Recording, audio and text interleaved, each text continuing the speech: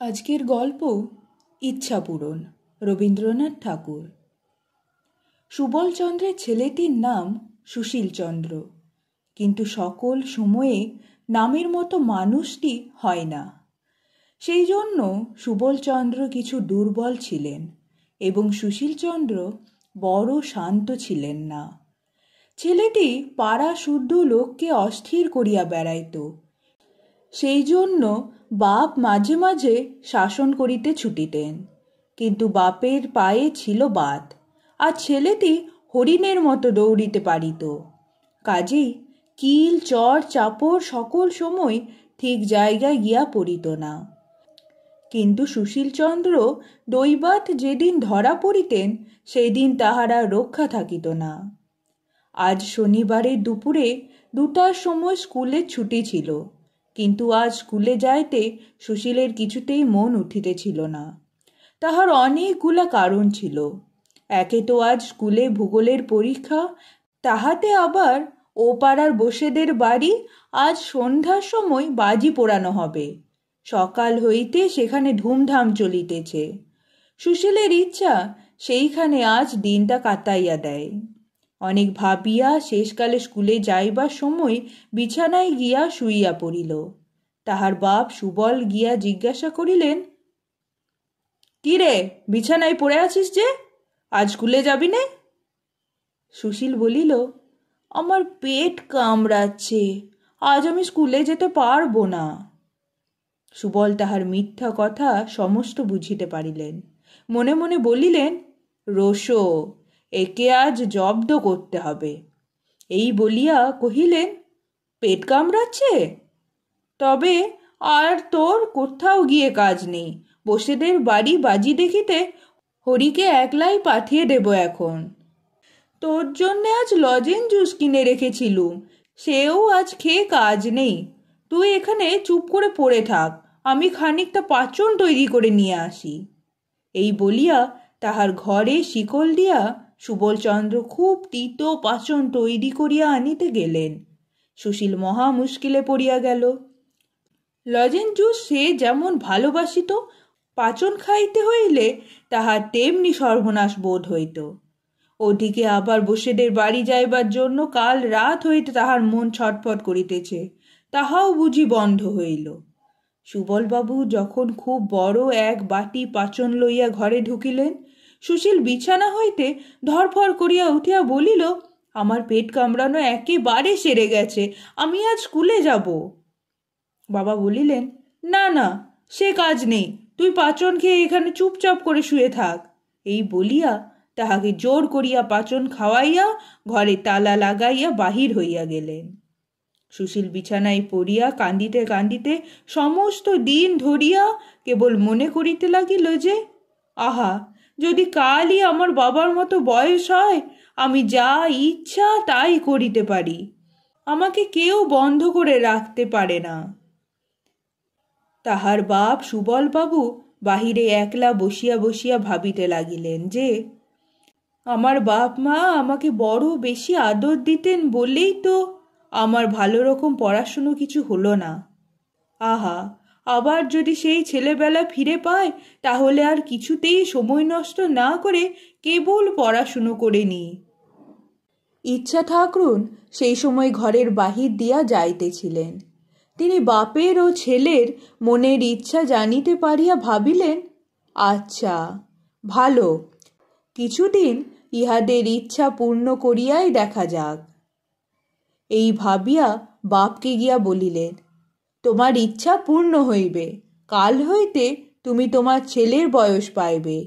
ছেলেকে গিয়া বলিলেন, কাল হইতে তুমি তোমার বাপের বয়সী হইবে।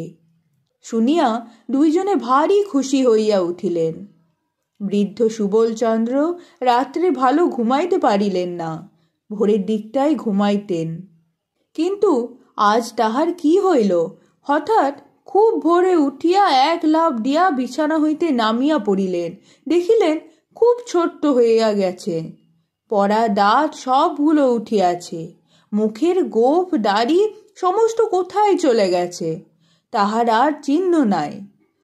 রাত্রে যে ধুতি এবং জামা পরিয়া শুইয়াছিলেন, সকালবেলায় তাহা এত ঢিলা হইয়া গেছে যে হাতে দুই অস্তিন প্রায় মাটি পর্যন্ত ঝুলিয়া পড়িয়াছে। জামার গলা বুক পর্যন্ত নাবিয়াছে। ধুতির কোচাটা এত লুটাইতেছে যে পা ফেলিয়া চলাই দায়। আমাদের সুশীলচন্দ্র অন্যদিন ভোরে উঠিয়া চারিদিকে দৌরাত্ম করিয়া বেড়ান, কিন্তু আজ তাহার ঘুম আর ভাঙে না। যখন তাহার বাপ সুবলচন্দ্রের চেঁচামেচিতে সে জাগিয়া উঠিল, তখন দেখিল কাপড় চোপড়গুলি গায়ে এমনি আটিয়া গেছে যে ছিঁড়িয়া ফাড়িয়া কুটি কুটি হইবার জো হইয়াছে। শরীরটা মস্ত বাড়িয়া উঠিয়াছে। কাঁচা পাকা গোফে দাড়িতে অর্ধেকটা মুখ দেখাই যায় না। মাথায় এক মাথা চুল ছিল, হাত দিয়া দেখে সামনের চুল নাই। পরিষ্কার টাক তক তক করছে। আজ সকালে সুবলচন্দ্র বিছানা ছাড়িয়া উঠিতেই চায় না। অনেকবার তুড়ি দিয়া উচ্চস্বরে হাই তুলিল, অনেকবার এপাশ ওপাশ করিল। শেষকালে বাপ সুবলচন্দ্রের গোলমালে ভারী বিরক্ত হইয়া উঠিয়া পড়িল। দুইজনের মনের ইচ্ছা পূর্ণ হইল বটে, কিন্তু ভারী মুশকিল বাঁধিয়া গেল। আগেই বলিয়াছি, সুশীলচন্দ্র মনে করিত যে সে যদি তাহার বাপ সুবলচন্দ্রের মতো বড় এবং স্বাধীন হয়, তবে যেমন ইচ্ছা গাছে চড়িয়া, জলে ঝাঁপ দিয়া, কাঁচা আম খাইয়া, পাখির বাচ্চা পারিয়া দেশময় ঘুরিয়া বেড়াইবে। যখন ইচ্ছা ঘরে আসিয়া যাহা ইচ্ছা তাহাই খাইবে, কেহ বারণ করিবা থাকিবে না। কিন্তু আশ্চর্য এই, সেদিন সকালে উঠিয়া তাহার গাছে চড়িতে ইচ্ছা হইল না। পানা পুকুরটা দেখিয়া তাহার মনে হইল ইহাতে ঝাঁপ দিলেই আমার কাঁপুনি দিয়া জ্বর আসিবে। চুপচাপ করিয়া দাওয়ায় একটা মাদুর পাতিয়া বসিয়া বসিয়া ভাবিতে লাগিল। একবার মনে হইল খেলাধুলোগুলো একেবারেই ছাড়িয়া দেওয়াটা ভালো হয় না, একবার চেষ্টা করিয়াই দেখা যাক। এই ভাবিয়া কাছে একটা আমড়া গাছ ছিল, সেইটাতে উঠিবার জন্য অনেক রকম চেষ্টা করিল। কাল যে গাছটাতে কাঠবিড়ালির মতো তরতর করিয়া চড়িতে পারিত, আজ বুড়া শরীর লইয়া সেই গাছে কিছুতেই উঠিতে পারিল না। নিচেকার একটা কচি ডাল ধরিবা মাত্র সেটা তাহার শরীরের ভারে ভাঙিয়া গেল এবং বুড়া সুশীল ধপ করিয়া মাটিতে পড়িয়া গেল। কাছে রাস্তা দিয়া লোক চলিতেছিল, তাহারা বুড়াকে ছেলে মানুষের মতো গাছে চড়িতে ও পড়িতে দেখিয়া হাসিয়া অস্থির হইয়া গেল। সুশীলচন্দ্র লজ্জায় মুখ নিচু করিয়া আবার সেই দাওয়ায় মাদুরে আসিয়া বসিল। চাকরকে বলিল, ওরে, বাজার থেকে 1 টাকার লজেন জুস কিনে আন। লজেন জুসের প্রতি সুশীলচন্দ্রের বড় লোভ ছিল। স্কুলের ধারে দোকানে সে রোজ নানা রঙের লজেন জুস সাজানো দেখিত। 2-4 পয়সা যাহা পাইত তাহাতেই লজেন জুস কিনিয়া খাইত। মনে করিত যখন বাবার মতো টাকা হইবে, তখন কেবল পকেট ভরিয়া ভরিয়া লজেন জুস কিনিবে আর খাইবে। আজ চাকর 1 টাকার 1 রাস লজেন জুস কিনিয়া আনিয়া দিল। তাহারই একটা লইয়া সে দন্তহীন মুখের মধ্যে পুরিয়া চুষিতে লাগিল। কিন্তু বুড়ার মুখে ছেলে মানুষের লজেন জুস কিছুতেই ভালো লাগিল না। একবার ভাবিল, এগুলো আমার ছেলে মানুষ বাবাকে খাইতে দেওয়া যাক। আবার তখনই মনে হইল, না, কাজ নাই, এত লজেন জুস খাইলে উহার আবার অসুখ করিবে। কাল পর্যন্ত যে সকল ছেলে সুশীলচন্দ্রের সঙ্গে কপাটি খেলিয়াছে, আজ তাহারা সুশীলের সন্ধানে আসিয়া বুড়ো সুশীলকে দেখিয়া দূরে ছুটিয়া গেল। সুশীল ভাবিয়াছিল, বাপের মতো স্বাধীন হইলে তাহার সমস্ত ছেলে বন্ধুদের সঙ্গে সমস্ত দিন ধরিয়া কেবলই ডুডু ডুডু শব্দে কপাটি খেলিয়া বেড়াইবে। কিন্তু আজ রাখাল, গোপাল, অক্ষয়, নিবারণ, হরিশ এবং নন্দকে দেখিয়া মনে মনে বিরক্ত হইয়া উঠিল। ভাবিল, চুপচাপ করিয়া বসিয়া আছি, এখনই বুঝি ছোড়াগুলো গোলমাল বাঁধাইয়া দিবে। আগেই বলিয়াছি, বাবা সুবলচন্দ্র প্রতিদিন দাওয়ায় মাদুর পাতিয়া বসিয়া বসিয়া ভাবিতেন। যখন ছোট ছিলাম তখন দুষ্টামি করিয়া সময় নষ্ট করিয়াছি। ছেলে বয়স ফিরিয়া পাইলে সমস্ত দিন শান্ত শিষ্ট হইয়া ঘরে দরজা বন্ধ করিয়া বসিয়া কেবলই বই লইয়া পড়া মুখস্থ করি। এমনকি সন্ধ্যার পরে ঠাকুমার কাছে গল্প শোনাও বন্ধ করিয়া প্রদীপ জ্বালিয়া রাত্রি 10টা-11টা পর্যন্ত পড়া তৈয়ারি করি। কিন্তু ছেলে বয়স ফিরিয়া পাইয়া সুবলচন্দ্র কিছুতেই স্কুলমুখ হইতে চাহে না। সুশীল বিরক্ত হইয়া আসিয়া বলিত, বাবা, স্কুলে যাবে না? সুবল মাথা চুলকাইয়া মুখ নিচু করিয়া আস্তে আস্তে বলিতেন, আজ আমার পেট কামড়াচ্ছে, আমি স্কুলে যেতে পারবো না। সুশীল রাগ করিয়া বলিত, পারবে না বই কি, স্কুলে যাবার সময় আমারও আমার ঢের পেট কামড়েছে, আমিও সব জানি। বাস্তবিক সুশীল এত রকম উপায়ে স্কুল পালাইত এবং সে এত অল্প দিনের কথা যে তাহাকে ফাঁকি দেওয়া তাহার বাপের কর্ম নহে। সুশীল জোর করিয়া ক্ষুদ্র বাপটিকে স্কুলে পাঠাইতে আরম্ভ করিল। স্কুলের ছুটির পরে সুবল বাড়ি আসিয়া খুব এক জোর ছোটাছুটি করিয়া খেলিয়া বেড়াইবার জন্য অস্থির হইয়া পড়িতেন। কিন্তু ঠিক সেই সময়টিতে বৃদ্ধ সুশীলচন্দ্র চোখে চশমা দিয়া একখানা কৃত্তিবাসের রামায়ণ লইয়া সুর করিয়া করিয়া পড়িত। সুবলের ছোটাছুটি গোলমালে তাহার পড়ায় ব্যাঘাত হইত। তাই সে জোর করিয়া সুবলকে ধরিয়া সম্মুখে বসাইয়া হাতে একখানা স্লেট দিয়া আখ কষিতে দিত। আখগুলো এমনি বড় বড় বাছিয়া দিত যে তাহার একটি কষিতেই তাহার বাপের 1 ঘন্টা চলিয়া যাইত। সন্ধ্যাবেলায় বুড়া সুশীলের ঘরে অনেক বুড়ায় মিলিয়া দাবা খেলিত। সে সময়টায় সুবলকে ঠান্ডা রাখিবার জন্য সুশীল একজন মাস্টার রাখিয়া দিল। মাস্টার রাত্রি 10টা পর্যন্ত তাহাকে পড়াইত। খাওয়ার বিষয়ে সুশীলের বড় কড়াক্কর ছিল, কারণ তাহার বাপ সুবল যখন বৃদ্ধ ছিলেন তখন তাহার খাওয়া ভালো হজম হইত না, একটু বেশি খাইলে অম্বল হইত। সুশীলের সে কথাটা বেশ মনে আছে, সেই জন্য সে তাহার বাপকে কিছুতেই অধিক খাইতে দিত না। কিন্তু হঠাৎ অল্প বয়স হইয়া আজকাল তাহার এমনি ক্ষুধা হইয়াছে যে নুড়ি হজম করিয়া ফেলিতে পারিত। সুশীল তাহাকে যতই অল্প খাইতে দিত পেটের জ্বালায় তিনি ততই অস্থির হইয়া বেড়াইতেন। শেষকালে রোগা হইয়া শুকাইয়া তাহার সর্বাঙ্গের হাড় বাহির হইয়া পড়িল। সুশীল ভাবিল শক্ত ব্যাম হইয়াছে, তাই কেবলই ঔষধ গিলাইতে লাগিল। বুড়া সুশীলেরও বড় গোল বাঁধিল। সে তাহার পূর্বকালের অভ্যাস মতো যাহা করে তাহাই তাহার সহ্য হয় না।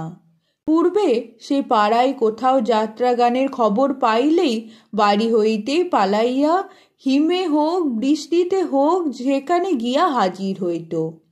আজিকার বুড়া সুশীল সেই কাজ করিতে গিয়া সর্দি হইয়া কাশি হইয়া গায়ে মাথায় ব্যথা হইয়া 3 হপ্তা শয্যাগত হইয়া পড়িয়া রহিল। চিরকাল সে পুকুরে স্নান করিয়া আসিয়াছে, আজও তাহাই করিতে গিয়া হাতের গাঁট পায়ের গাঁট ফুলিয়া বিষম বাত উপস্থিত হইল। তাহার চিকিৎসা করিতে 6 মাস গেল। তাহার পর হইতেই 2 দিন অন্তর সে গরম জলে স্নান করিত এবং সুবলকেও কিছুতেই পুকুরে স্নান করিতে দিত না।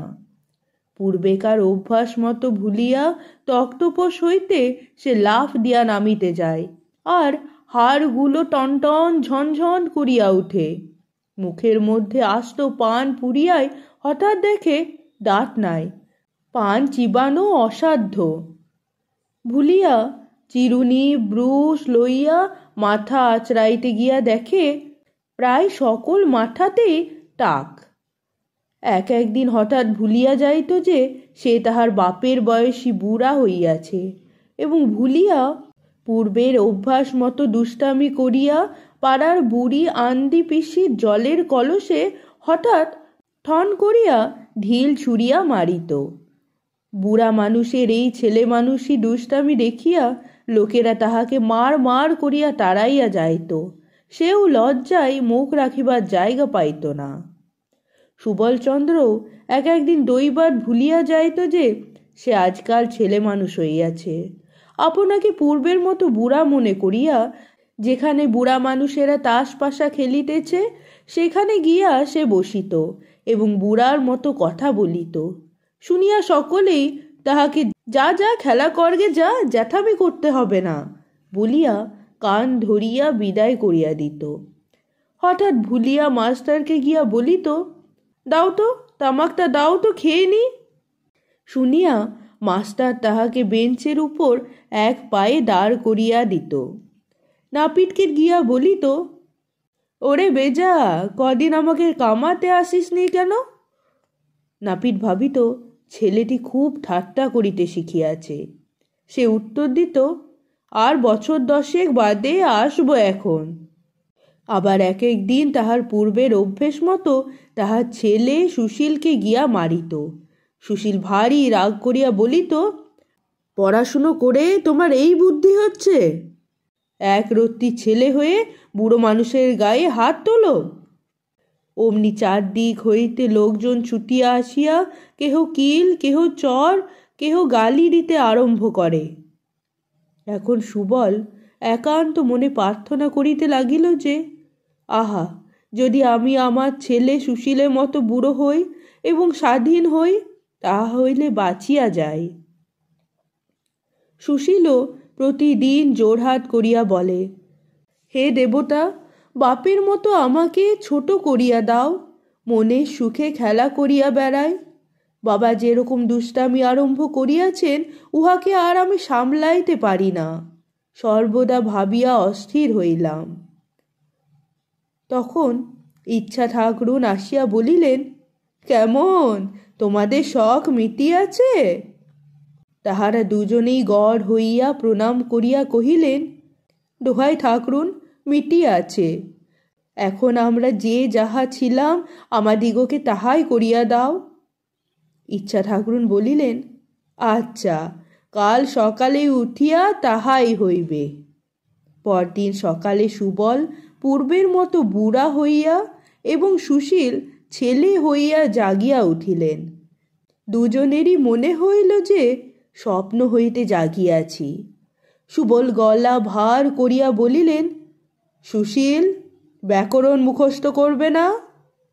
সুশীল মাথা চুলকাইতে চুলকাইতে বলিল, বাবা, আমার বই হারিয়ে গেছে।